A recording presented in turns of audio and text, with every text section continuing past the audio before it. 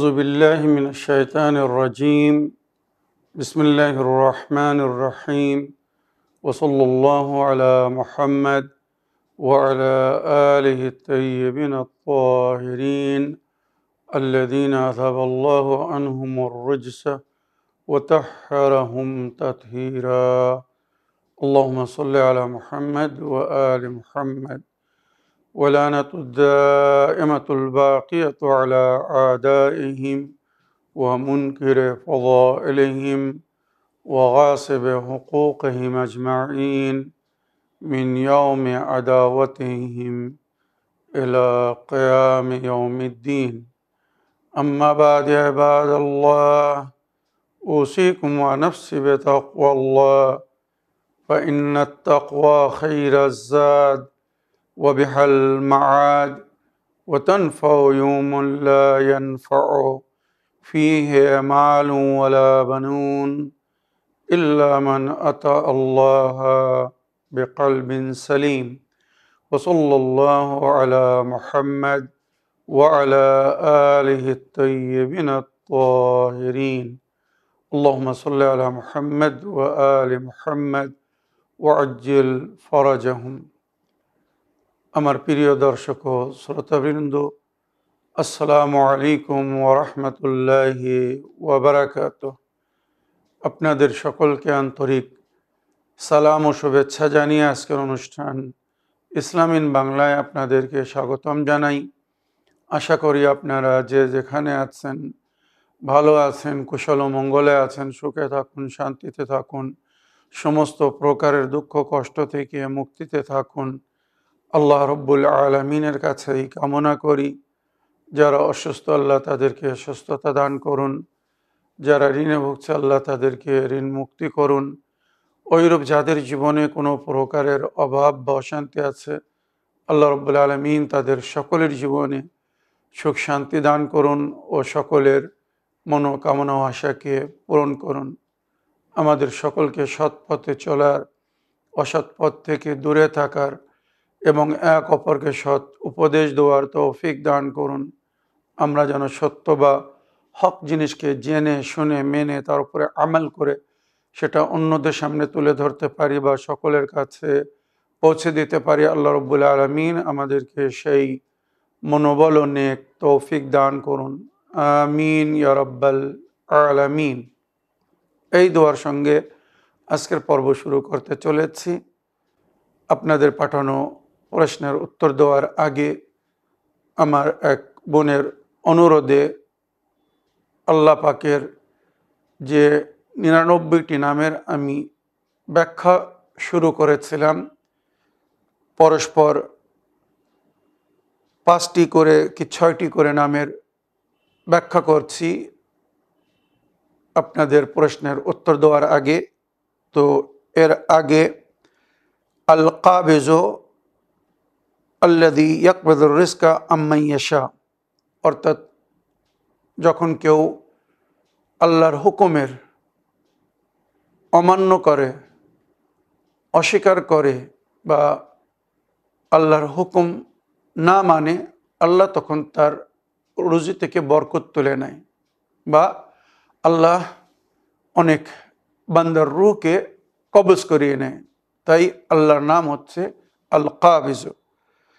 এরপরে আল্লাহর নাম হচ্ছে আল বাসিত আল্লাযী ইউআসসির রিজকা লিমান ইয়াশা। বাসিত মানে আল্লাহ যাকে ইচ্ছা তাকে রুজি দান করেন, মানে অগণ্য বা যত ইচ্ছা, যার জিকির কোরআনের বিভিন্ন আয়াতের মধ্যে হয়েছে। ইন্নাল্লাহ ইয়ারযুকু মান ইয়াশাউ বিগাইরিল হিসাব। আল্লাহ যাকে ইচ্ছা রুজি দান করেন বিনা হিসাবে। তো আল্লাহ কখন কার কোন নেকি থেকে রাজি হয়ে যাবে আর তার পরিবর্তে তাকে এই দুনিয়ায় সুখ শান্তি দান করবে আমরা কেউ জানি না। আর এ বিষয়ে মনে রাখবেন, মমিন হতে হবে, মুসলমান হতে হবে, এর কোনো শর্ত নেই। যখন কোনো বান্দা আল্লাহর বান্দাদের সঙ্গে নেকি করে, মঙ্গল করে, ভালো করে, আল্লাহর বান্দাদের উপকার করে, আল্লাহ তার থেকে সন্তুষ্ট হয়ে তাকে এই তাকে এই দুনিয়ায় অনেক কিছু দান করেন বা তার রুজিতে বৃদ্ধি করে দেন। তাই আপনারা দেখেছেন বা দেখছেন অনেকেই আছে এই দুনিয়ায় যারা আল্লাহকে মানে না। যে আল্লাহকে আমরা মানি তারা হয়তো সেই আল্লাহকে মানে না, বা যে আল্লাহর আমরা উপাসনা করি তারা হয়তো সেই আল্লাহর উপাসনা করে না, ইবাদত করে না। তারপরেও আল্লাহ তাদেরকে রুজি দিচ্ছে, আর তাদের কাছে ধন দৌলত বা অর্থের কোনো অভাব নেই, প্রচুর দিচ্ছে আল্লাহ রাব্বুল আলামিন তাদেরকে। এর কয়েকটি কারণ হতে পারে, তার মধ্যে মূল দুটি কারণ যেটা রওয়ায়াতের মধ্যে উল্লেখ হয়েছে। ওই অবিশ্বাসী বান্দা, বুদ্ধিজীবীর জন্য ইশারা যথেষ্ট, হয়তো আল্লাহর বান্দাদের সঙ্গে নেকি করছে। আর হাদিসে বলা হয়েছে আল্লাহ ইয়াকুনু ফি আউনি আবদিহ মা দামাল আবদু ফি আউনি আখি। আল্লাহ ততক্ষণ সেই বান্দার সহযোগিতা করতে থাকে, মদত করতে থাকে, যতক্ষণ বান্দা তার ভাই বা অন্য বান্দাদের, আল্লাহর বান্দাদের মদত করতে থাকে। তো ওই জন্য অনেকেই আছে যে কোনোভাবে হয়তো তার মাধ্যমে আল্লাহর বান্দারা উপকৃত হচ্ছে, তার অন্ডারে কাজ করে রুজি পাচ্ছে, কি দান খয়রাত করছে। এর জন্য আল্লাহ এদেরকে এই দুনিয়ায় অনেক নেমাত দিচ্ছেন, বা এই দুনিয়ার ধন দৌলত বা অর্থ প্রচুর তারা পাচ্ছে। তো এক হচ্ছে এই। আর দ্বিতীয়, অনেক অনেক সময় বান্দা হয়তো অত ইবাদত করে না, উপাসনা করে না, মানে আল্লাহর প্রতি হয়তো ওইভাবে তার ভক্তি বা সেবা নেই, কিন্তু সে ন্যায় করে, কারোর সঙ্গে অন্যায় করে না, কারোর উপরে জুলুম করে না, কারো অধিকার থেকে কাউকে বঞ্চিত করে না। এইগুলো কিন্তু খুব অর্থ রাখে। এটা মানবতা, এক মানুষের সঙ্গে অন্য আরেক মানুষের ব্যবহার কেমন হওয়া উচিত, এটা যদি কেউ মেনটেন করে তো আল্লাহ তার থেকে অনেক সময় রাজি হয়ে, খুশি হয়ে তার ওই নেকের জাযা এই দুনিয়াতে দেন। মনে রাখবেন, এ বিষয়ে বহু উদাহরণ আছে। নওশেরওয়া আদিল বাদশাহ, হাতিম তাই, এনারা কিন্তু আল্লাহর প্রতি বিশ্বাস রাখত না, কিন্তু একজন নিজের ইনসাফ, ন্যায় প্রয়নের কারণে, আর অন্য আরেকজন নিজের দান খয়রাত, সাখাওয়াতের কারণে এই বিশ্বে রাজিত্ব করে গেছেন, রাজার মতো জীবনযাপন করে গেছেন। সবাই তাদেরকে মানতেন, শ্রদ্ধা করতেন, সম্মান করতেন। আর পরকালের সম্পর্কে হাদিসের মধ্যে উল্লেখ হয়েছে, নবী করিম সাল্লাল্লাহু আলাইহি ওয়াসাল্লামের, এরা বিশ্বাস স্থাপন করেনি, ঈমান আনিনি বলে এরা জান্নাতে যাবে না। যদি ঈমান আনতো এরা জান্নাতে উচ্চ স্থান পেত, কিন্তু ঈমান আনিনি বলে এরা জান্নাতে যাবে না। হয় এরা আরাফে থাকবে, আর নইলে যদি জাহান্নামে যায় তো জাহান্নামের ভেতরে থেকেও এরা আযাব থেকে মুক্তিতে থাকবে। এদের নেক কাজের কারণে বা ন্যায় পরায়ণের কারণে, মানে সবসময় সত্য বা হককে সমর্থন করার কারণে। মনে রাখবেন তো, আল বাসিত আল্লাহ ইউয়াসসির রিজকা লিমান ইয়াশা। বাসিত মানে আল্লাহ যাকে ইচ্ছে তাকে রুজি দান করতে পারেন বা রুজি দান করেন, সে আল্লাহকে মানুক আর না মানুক। আর এর পেছনে অনেক কারণ হতে পারে, যার মধ্যে সামান্য কিছু বললাম। আল খাফিদু আল্লাযী ইয়াখফিদু মান ইয়াশা, মানে যখন বান্দা গুনাহ করে, পাপ করে, অন্যায় করে, আর অহংকার করে যে আমাকে কারোর সামনে নত হওয়ার কোনো প্রয়োজন নেই, আমার কাছে অর্থ আছে, ধন সম্পদ আছে, সামাজিক একটা স্ট্যাটাস আছে, মানে কোনো পদ আছে। তো অনেক অনেক সময় যখন মানুষ পাপের পরে পাপ করে, অন্যায়ের পরে অন্যায় করে, অন্যদের হক মেরে দেয় বা ন্যায় করে না, অবিচার করে, তখন আল্লাহ তাদেরকে এমন শাস্তি দেয়, মানে এমন তুচ্ছ অবস্থায় পৌঁছে দেয় যে মানুষ তাকে ঘৃণা করে। আর এর অনেক উদাহরণ এই দুনিয়াতে আছে, যারা কখনো সম্মানিত স্থানে ছিল, অনেক বড় স্থানে ছিল, আল্লাহ তাদেরকে এমনভাবে লজ্জিত করেছে, জলিল করেছে, শেষে তাদের সালাম করার লোক হয় না। ভালো মন্দ জিজ্ঞেস করার লোক হয় না। তো ওই জন্য আমাদেরকে অহংকার করতে নেই। ধন দৌলতের অহংকার, অনেক অনেক সময় মানুষ শিক্ষার অহংকার করে।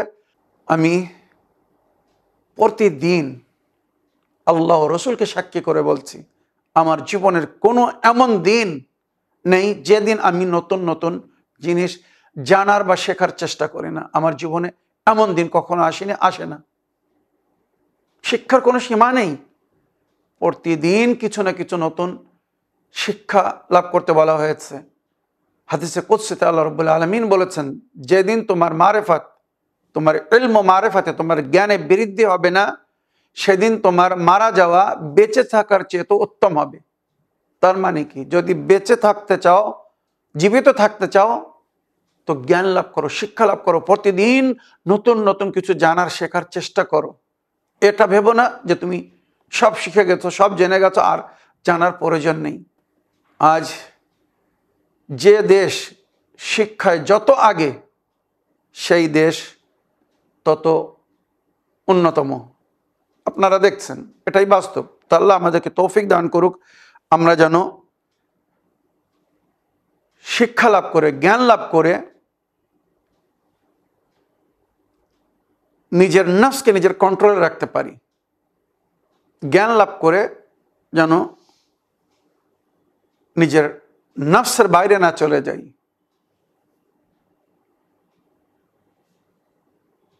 যে জ্ঞান, যে শিক্ষা আমাকে অন্যর সম্মান করা শেখাবে না, যে জ্ঞান, যে শিক্ষা আমাকে বুজুর্গান, বৃদ্ধ বা বয়স্কদের সম্মান করা শেখাবে না, যে জ্ঞান আমাকে ছোটদের সঙ্গে মায়া মহব্বত আদর শেখাবে না, যে জ্ঞান আমাকে যুবকদের সঙ্গে, বন্ধুদের সঙ্গে একটি সুন্দর ব্যবহারের শিক্ষা দেবে না, সেই জ্ঞানের চেয়ে তো মূর্খ থাকা ভালো।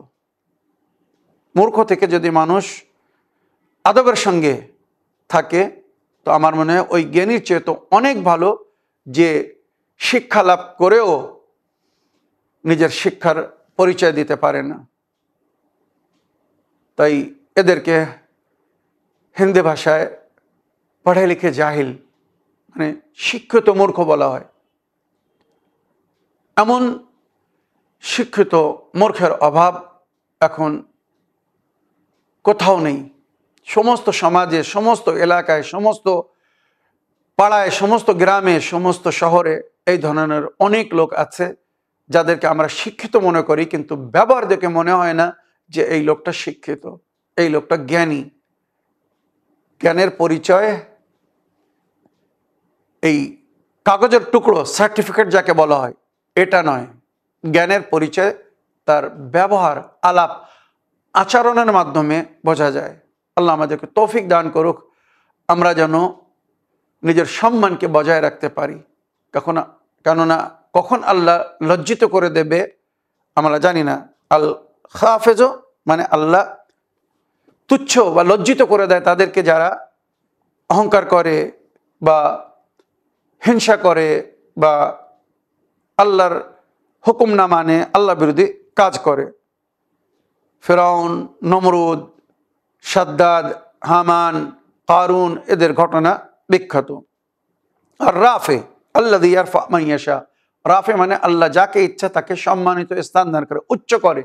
আমরা এই দুনিয়ায় কত লোককে দেখেছি, গরিব মাতা পিতার ছেলে বা মেয়ে সম্মানিত স্থান পেয়েছে, আইএস অফিসার হয়েছে, ইঞ্জিনিয়ারিং পড়ে, ডক্টরি পড়ে আজ সমাজে সম্মানিত স্থানে আছে। বাপ কখনো রিক্সা চালাতো, আজ তার ছেলে সম্মানিত স্থানে আছে। মনে রাখবেন, আল্লাহ কখন, কিভাবে, কার কোন নেকিকে দেখে তাকে সম্মান দান করবে আমরা জানি না। অনেকেই আছে গ্রামে একদম ব্যাকওয়ার্ড এরিয়ায় জীবনযাপন করছিল, কিন্তু যখন সে শিক্ষা লাভ করলো, আজ গ্রাম না, শহরেও তার এমন একটা পরিচয় হয়েছে যা শহরের বড় বড় ধনী ব্যক্তির ছেলেমেয়েরাও সেই সম্মান অর্জন করতে পারেনি। আল্লাহ যখন কাউকে সম্মান দিতে চায়, তো কোরআন ও হাদিসের মধ্যে যার উল্লেখ হয়েছে, আল্লাহ তাকে শিক্ষা দান করেন, জ্ঞান দান করেন, হেদায়েত দেন। সবচেয়ে সম্মান বা মর্যাদা পাওয়ার বিষয় হচ্ছে শিক্ষা বা জ্ঞান। এই বিশ্বে জ্ঞানী গুণী ব্যক্তিরা যত বিখ্যাত হয়েছে, ধন দৌলত বা পয়সা পেয়েও কিন্তু মানুষ তত বিখ্যাত হতে পারেনি। দুনিয়ায় ধনীদের অভাব নেই, বহু এমন ধনীরা আছে তাদেরকে তাদের এলাকার লোকও জানে না। কেন জানেন? তাদের ধন আছে নিজের জন্যে, তারা কখনো সেই ধন অন্যের জন্য ব্যবহার করেনি, অন্যকে দেয়নি, দান খয়রাত করেনি, সাখাওয়াত করেনি। সে নিজে জানে আমি বড় ধনী, অনেক পয়সার মালিক, কিন্তু তার ধনী হওয়ার খবর অন্যরা রাখে না। কেন? কেননা সে কখনো নিজের ধন দৌলতের মাধ্যমে দুনিয়ার সামনে আসেনি। যদি আল্লাহর পথে দান করত, খয়রাত করত, আল্লাহর বান্দাদের খেয়াল করত, তো হয়তো অল্প পয়সাও তাকে অনেক সম্মানিত স্থান দান করাতো। ওইরূপ শিক্ষা অনেকের কাছে আছে, অনেকের কাছে শিক্ষা আছে, কিন্তু জাকাতুল ইলম তালিমুহু, এই ইলমের জাকাত হচ্ছে যেটা তুমি শিখেছো অন্যদেরকে শেখাও। আর এই শেখানোরও কিন্তু পদ্ধতি বলা হয়েছে, আদবের সঙ্গে, রাগ করে কথা বলো না, উচ্চস্বরে কথা বলো না, ভদ্র ভাষায়, নম্র ভাষায়, ভেরি সফটলি এবং খুব মায়া মহব্বত আদরের সঙ্গে কথা বলো। যার সঙ্গে কথা বলবে সে তোমাকে শ্রদ্ধার নজরে দেখবে, তোমাকে শুনবে এবং তোমার কথা মানার চেষ্টা করবে। তো এগুলো মনে রাখবেন। এই জন্য কি জন্য আমি এই কথাগুলো বলছি, যাতে মুসলমান হওয়ার আগে আমাদেরকে একটা ভালো মানুষ হতে হবে, সমাজে আমাদের একটা সুন্দর পরিচয় হতে হবে। যখন আমরা একটা সুন্দর ভালো মানুষ রূপে পরিচয় হয়ে যাব, তখন যার সঙ্গে, যে সমাজের মানুষের সঙ্গে কথা বলবো, তারা অ্যাকসেপ্ট করবে, সম্মান করবে। আর যদি অ্যাকসেপ্ট নাও করে তো বিরোধিতা করবে না, এটা মনে রাখবেন। তো আমার প্রিয় দর্শকবৃন্দরা, আল কাবিজো, আল বাসিতো, আল খাফিদো, আর রাফিও, সম্মানিত স্থান আল্লাহ দান করেন। আর আল মুইজ্জো মানে ইজ্জত দেনেওয়ালা। আল্লাহ তো ইজ্জো মান তাশা ওয়া তুযিল্লু মান তাশা, আল্লাহ যাকে চায় সম্মান দান করে আর যাকে চায় জলিল করে। বান্দা বিনা কারণে হয়তো আপনাকে পছন্দ করবে, ভালোবাসবে, সম্মান করবে। আবার আছে অনেকেই বিনা কোনো কারণে হয়তো আপনাকে তুচ্ছ নজরে দেখবে, ছোট করার চেষ্টা করবে। কেন? অনেক সময় এটা হিংসায় হয়, আপনার কোনো দোষ না, কিন্তু আপনি যে সম্মানিত স্থান পেয়েছেন, আপনার সমাজে একটা সুনাম আছে, সবাই আপনাকে ভালো নজরে দেখে। আপনার আপন ভাই, নিজের ভাই হয়তো আপনার গীবত শুরু করে দেবে, আপনার উপরে মিথ্যা অপবাদ শুরু করে দেবে, আপনার পিছনে ষড়যন্ত্র করবে আপনার সম্মানকে আঘাত করার জন্য। তো এটা হচ্ছে হিংসা, একে বলা হচ্ছে হাসাদ। আল হাসাদু ইয়াকুলুল ঈমান কামা তাকুলুন নার আল হাতাব। হাসাদ মানুষের ঈমানকে ওইভাবে খেয়ে ফেলে যেমন আগুন কাঠকে খেয়ে ফেলে, পুড়িয়ে ফেলে। তো ঈমানকে হাসাদ পুড়িয়ে দেয়। আর এই হাসাদ, আমার মনে হয় বিশ্বে কোনো এমন মানুষ নেই যে এই রোগ থেকে মুক্ত। তবে অল্প আর বেশি হাসাদ, হিংসা সবার মধ্যে আছে, বেশি আর কম। মনে রাখবেন, এই দুনিয়ায় সবচেয়ে বেশি লাঞ্ছনা সইতে হয় সত্যবাদীদেরকে, যারা বাতিলের সঙ্গে কোনো প্রকারের সমঝোতা করতে চায় না বা করে না। মাওলা আলী 23 বছর প্রায় 23 থেকে 24 বছর চুপচাপ নিজের বাসায় বসেছিলেন। কেন? শুধু বাতিলকে সমর্থন করেননি বলে, অন্যায়কে আশ্রয় দেননি বলে, ন্যায় কথা বলতেন, হক কথা বলতেন। এই জন্যে ওনাকে নিজের বাসায়, মানে যেটাকে আমরা বলি অনেক অনেক সময় গৃহবন্দী, ওই অবস্থায় উনি প্রায় 23 থেকে 24 বছর কাটিয়েছিলেন। যারা ইতিহাস জানে, খবর রাখে, ইনশাল্লাহ বাকি অনেক নামের ব্যাখ্যা বা তাফসির আছে, যেগুলো ইনশাল্লাহ আগামী দিনে আপনাদের সামনে তুলে ধরবো বা করব। আসুন এবারে আমি আপনাদের অডিও প্লে করতে চাই, দেখি কোথা থেকে কে কি বলতে চাচ্ছে বা কার কি প্রশ্ন। আসসালামু আলাইকুম মৌলানা সাহেব, আমি শীতলপুর থেকে বলতেছি। আশা করি আপনি ভালো আছেন, সুস্থ আছেন। আল্লাহ রহমতে ভালো থাকুন। আমি একটা প্রশ্ন রাখতেছি তোমার কাছে, যে আমাদের তো কারুর তো ছোটবেলা থেকে আমাদের বায়েত হয়নি। আমাদের যা তোমার যে টিভিতে মাধ্যমে যা শুনে যা করতেছি, তো একজনকে আমার চাস্তো নিজেদের মধ্যে হয়, ও দিয়ে খুব ভক্ত। তো একদিন আমি আহলে বাইতের এরকম শুনেই তো নি, আমার সাথে খুব তকাতকি করছিল। বলে তোকে সার্টিফিকেট দিছে আর তুই কি তার হাত ধরে বাইত হচ্ছু? আমি বলছি না, আমি হাত ধরে বাইত হয়নি, কিন্তু মনের খবর কে জানে, একমাত্র আল্লাহই জানে। তো আমি মনে মনে নিয়ত করছি যে আমি শেখ সাবির রেজার বায়েত হচ্ছি, আহলে বাইতের বায়েত হচ্ছি, আমি এইটা বলছি। ও বলছে না, এটা সার্টিফিকেট দেখবে। আর আমাদের সার্টিফিকেট, আমাদের কবরে যখন যাব আমাদেরকে সার্টিফিকেট সেখানে দিবে।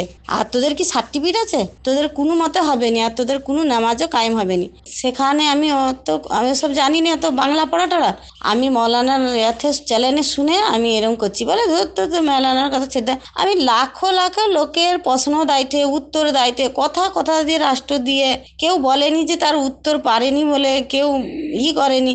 তোর কথা সঠিক। আমি বলি তোর দিন তোর কাছে থাকো, আমার দিন আমার কাছে থাকো। তুই তোর কবরে যাবি তোর দিন ইসলাম নিয়ে, আমি আমার যেটা করছি আমি করবো। লাইক রাফি দিন কার দিনের জোর জবরদস্তি নেই আমি বলে আমার লোকের সাথে তকাতকি করিনি, আমি ঘর পালিয়ে এসেছি।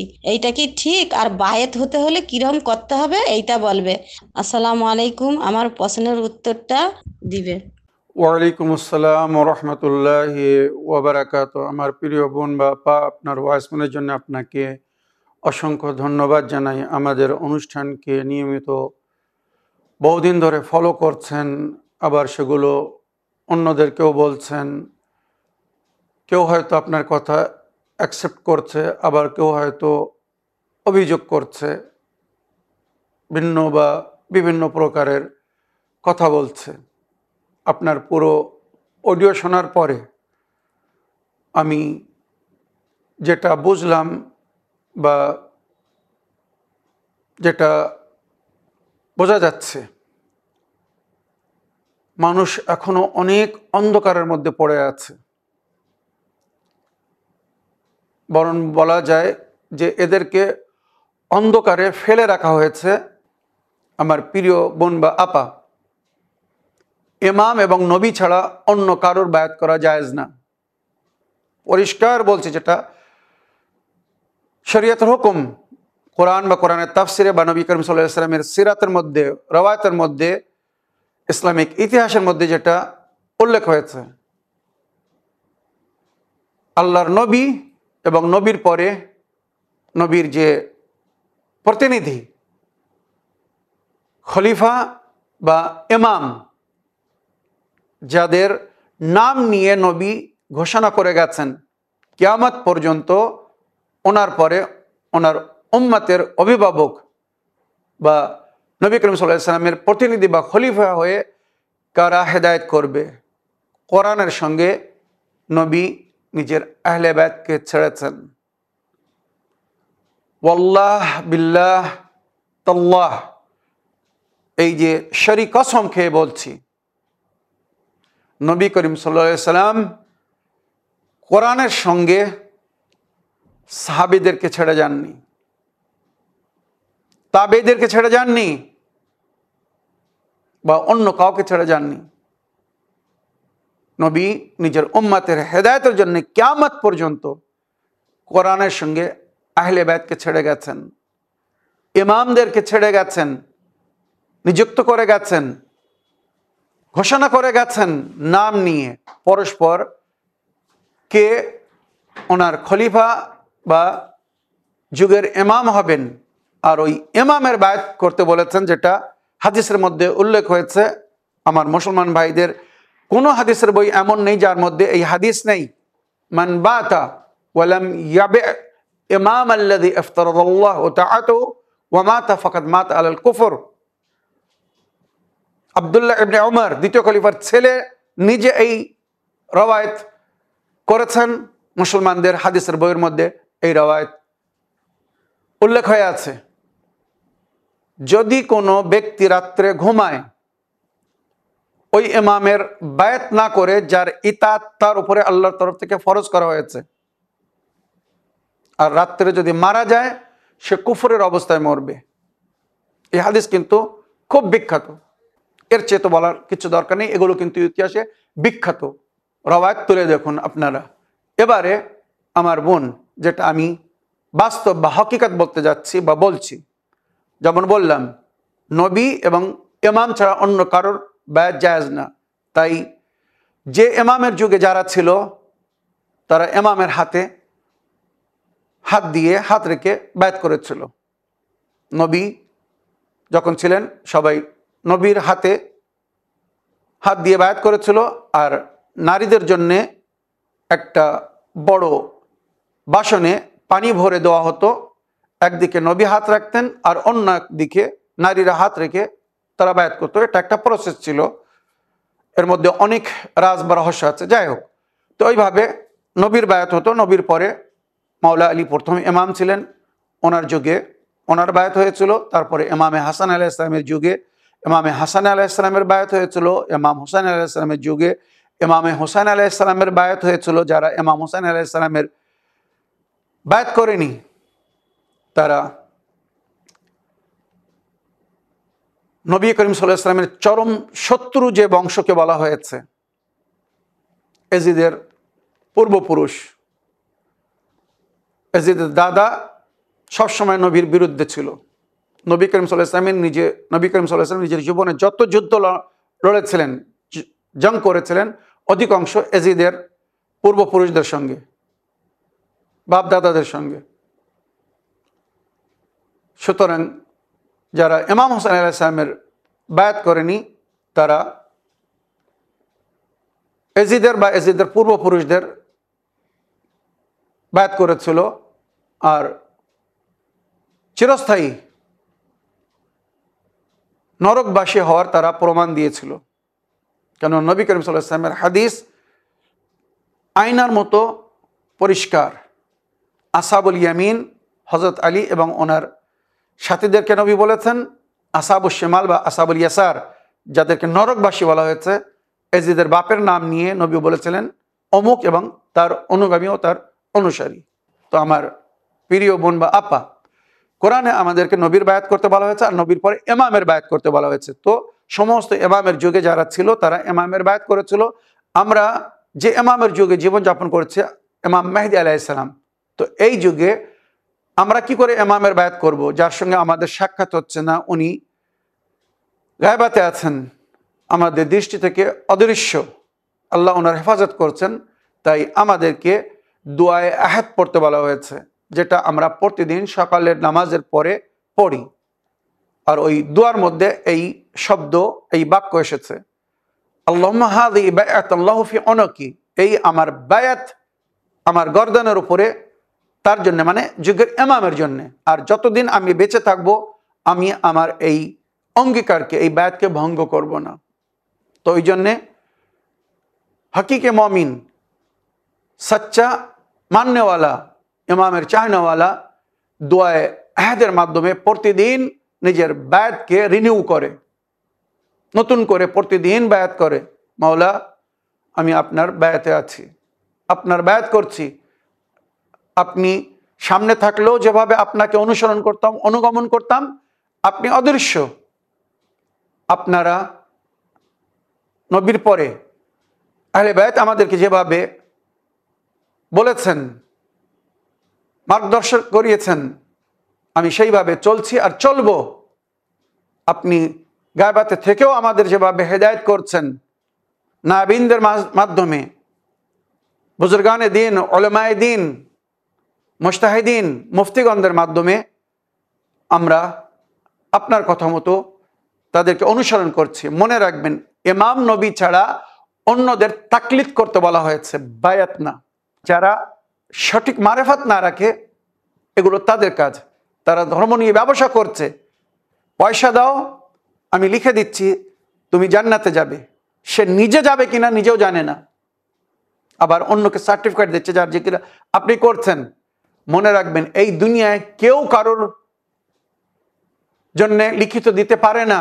সাধারণ মানুষ এই ক্ষমতা কাউকে দেওয়া হয়নি। হ্যাঁ, ইমাম নবী বা ইমাম, ওনারা যদি লিখে দিতে চান তো লিখে দিতে পারেন। তারপরেও কিন্তু ওনারা কাউকে এইভাবে লিখে দেয়নি যে এটা তুমি কবরে নিয়ে যাও, জান্নাতে এত বড় জায়গা পাবে। হ্যাঁ, কিছু ঘটনার মধ্যে আছে।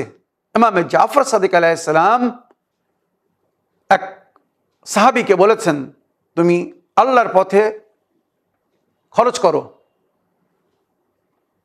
গরিব সাদাতদের মদত করো, প্রয়োজনীয় ব্যক্তিদের সহযোগিতা করো, আমি জান্নাতে তোমার জামিন হব, বা আমি পরকালে তোমার শেফাত করব। তো শেফাত নবী বা ইমাম করবেন। মনে রাখবেন, নবীর পরে ইমামের বায়াত করতে বলেছে, আর ইমামদের পরে উলামাগণ বা মুজতাহিদিন বা ইমামদের যারা সাহাবা ছিলেন, আমাদেরকে এনাদের তাকলিদ করতে বলা হয়েছে, এনাদের কথা মতো চলতে বলা হয়েছে। কোথাও রাওয়ায়াতের মধ্যে এনাদের বায়াত করতে বলা হয়নি। আর নবী এবং ইমামের পরে বিশ্বে কারোর বায়াত করতে বলা হয়নি।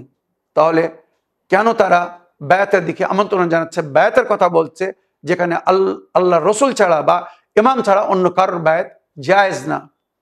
আশা করি আমার প্রিয় বোন বা আপা, আপনার প্রশ্নে আপনি উত্তর পেয়েছেন।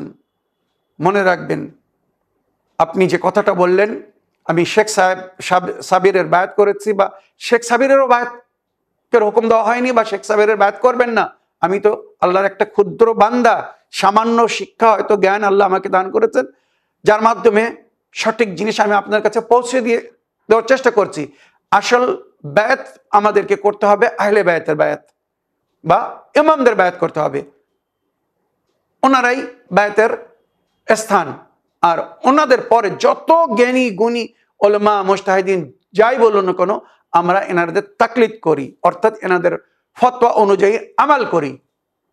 যার হুকুম যুগের ইমামও দিয়েছেন, বা ইমামে হাসান আসকারী আলাইহিস সালাম বলেছেন, মান কানা মিনাল ফুকাহা সাইলান লিনাফসি হাফিজান লিদীনি মুখালিফান আলা হাওয়া মুতিআন লিআমরি মাওলা ফালিল আওয়ামি আন ইউকাল্লিদুহু।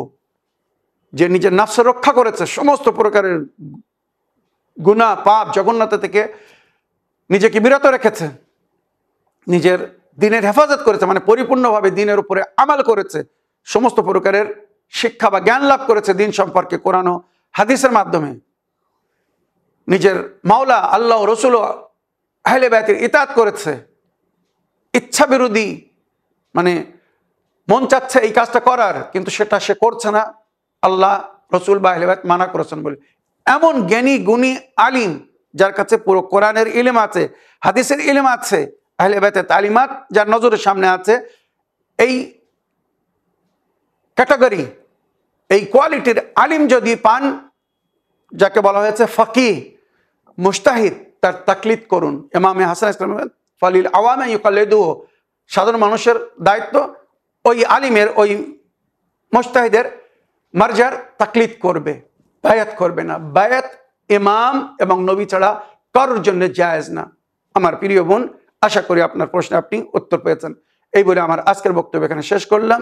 ওয়া আখিরু দাওয়ানা আলহামদুলিল্লাহি রাব্বিল আলামিন। ওয়াসসালামু আলাইকুম ওয়া রাহমাতুল্লাহি ওয়া বারাকাতুহু।